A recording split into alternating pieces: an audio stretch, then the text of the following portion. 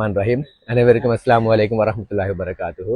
இன்றைய வெள்ளிக்கிழமை நாள் அனைவருக்கும் ஒரு நன்னாளாக அமைய வல்ல இறைவனை பிரார்த்தித்தவனாக இன்று அதிகாலை எங்களது தைரி 90 நண்பர் வட்டத்தின் சைக்கிள் சவாரி மழையையும் பாராது தைரி 90 குடையுடன் நாங்கள் எங்களது சைக்கிள் சவாரியை செய்திருக்கின்றோம்.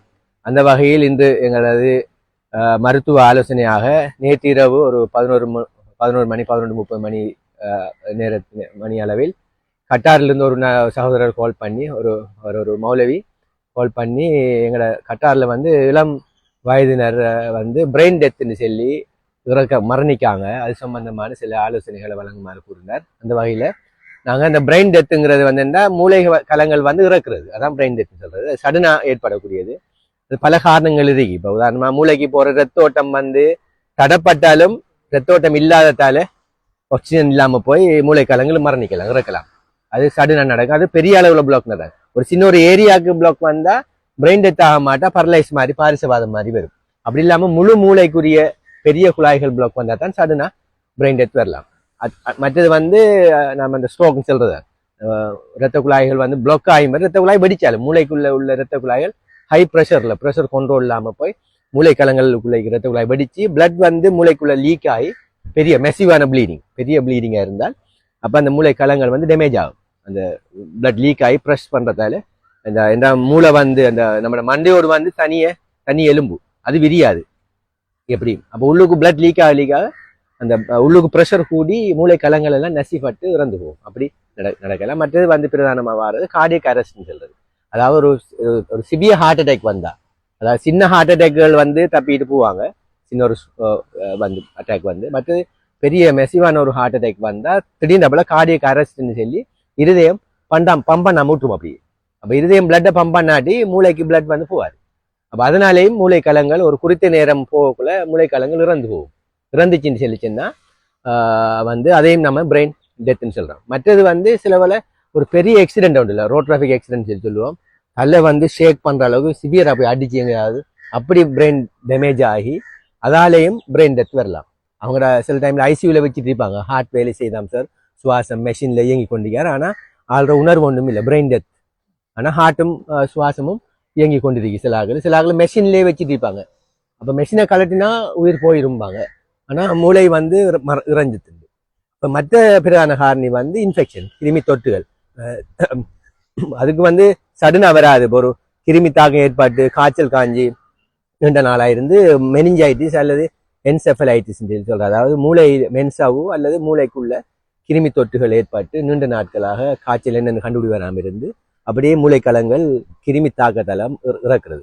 இதுகள் தான் இந்த பிரெயின் டெத்துக்கு காரணம். அதுல வந்து பிரதானமா நாம சொல்ற இந்த சடுனாவாரங்கிறது வந்து இந்த விஷயங்கள் தான். அதாவது ஸ்ட்ரோக்னு சொல்றது பிரதானமா ப்ரெஷரை வந்து கட்டுப்படுத்தல. அதுலேயும் இளம் வயதினர், அதுலேயும் ஆண்கள் வந்து மிகவும் வந்து பொடுபோக்காரிக்கும் இந்த ப்ரெஷரை செக் பண்றதில்ல. ப்ரெஷர் இருந்தாலும் அதை ரெகுலராக கிளினிக் போய் மருந்து குடிக்கிறதில்ல. அப்ப அவங்க சொல்லுவாங்க, நான் நேற்று ஒரு ஒன்று போட்டேன், ஏன்னா எனக்கு ஒன்றும் இல்லை, எனக்கு வந்து அறிகுறி ஒன்றும் இல்லை, எனக்கு 8-10 வருஷமா ப்ரெஷர்னு சொல்றேன் நான் டாக்டர், ஆனா எனக்கு எந்த ஒரு அறிகுறியும் இல்லை. அதனால என்ன செய்யறா இவங்க அந்த ஒழுங்கா மருந்து எடுக்கிறதில்ல. ஏன்னா தலை சுத்து வந்தா தலையடி வந்தா ஞாபகம் பாரு குளிசையை போடுற அப்படி செய்யறாங்க. அப்ப அது வந்து 50% வந்து ப்ரெஷருக்கு அறிகுறி இருக்காதான். 50%. இப்போ 100 பேருக்கு ப்ரெஷர் இருக்குண்டா அதுல ஒரு 50 பேருக்கு தான் தலையடி, தலை சுத்து, பிடரி கடுக்கிறது அப்படியெல்லாம் அறிகுறி காட்டும். 50% ஆக்களுக்கு 50 பேருக்கு அறிகுறி ஒன்றுமே இருக்காது. அப்ப கூடுறது விளங்கவே மாட்டா. அப்ப முதலாவது அறிகுறி என்ன, ரத்த குழாய் வெடிக்கிறது. அதான் பெரும்பாலும் சான்ஸ் கூட வந்து இப்ப இளம் வயதினர் வந்து திடீர்னாப்புல பிரெயின் டெத் வருது. எங்கட ஒரு இன்ஜினியரும் வந்து அன்னைக்கு 2006 அந்த பகுதியில வந்து அக்கரப்பத்துல சிபி இன்ஜினியரா இருந்த ஒரு சகோதரன் வந்து மரணித்தது வந்து சடன் பிரெயின் டெத் தான். அதாவது மூளையில பின்பக்கத்துல நம்ம சுவாச மையம், இருதயத்தை கட்டுப்படுத்துற மையங்கள் எல்லாம் இருக்கு. எங்கட நீள்வளைய மைய விளையம் சொல்லி பிடரியில் இருக்கு அந்த நரம்பு. அதுல வந்து சில டைம்கள்ல பிறவிலேயே சில ஆட்களுக்கு அந்த மூளைக்குரிய இரத்த குழாய்கள் வந்து சிலதுகள் வந்து மெல்லிய சுவரால ஆக்கப்பட்டிருக்கும். அது பிறவியில தயாரிப்பிலேயே சில சுவர்கள் வந்து மெல்லிசா அரிக்கலாம். அப்படி மெல்லிசா அரிங்கிறது அனூரிசம் சொல்றது, கொமனா வார பெரிய அனூரிசம் சொல்லி பிடரி கடுப்புன்னு அவருக்கு கொஞ்சம் இருந்திருக்கு. அது அந்த ப்ரெஷர் கூட அந்த இரத்த குழாய் விரிகிற அப்படி இருந்து அந்த பெரிய அனூரிசம் ரப்சர் சொல்ல வெடிச்சா அது பின்மூளையில வெடிச்சுச்சுண்டா அதெல்லாம் எல்லா சென்டரும் இருக்கு. கார்டியக் சென்டர், இருதயத்தை கண்ட்ரோல் பண்றது, அதே மாதிரி சுவாச மையம், எல்லா மையங்களும் இருக்கிறது இதுல. அப்ப அது பிரெயின் ஸ்டெம்னு சொல்றது. அதுல வந்து ப்ளீட் ஆகி அந்த மூளை பகுதிகள் இறந்துச்சுன்னா எல்லா கண்ட்ரோலும் சடுன்னு நின்று. அப்ப இப்படி வந்து அந்த ப்ரெஷரை வந்து கட்டுப்பாட்டில் வைக்காம விடுறது ஒரு பிரதான காரணம் இந்த சடுனா வாருது. மற்றது வந்து கொலஸ்ட்ரால், அந்த ஹார்ட் அட்டாக் சொல்றது, நம்ம கார்டியக் அரெஸ்ட்னு சொல்றோம். அதுவும் அடுத்த பிரதான காரணம். சடுனா வந்து எங்கட மூளை வந்து செயல்ல இருந்து போறது காரணம்.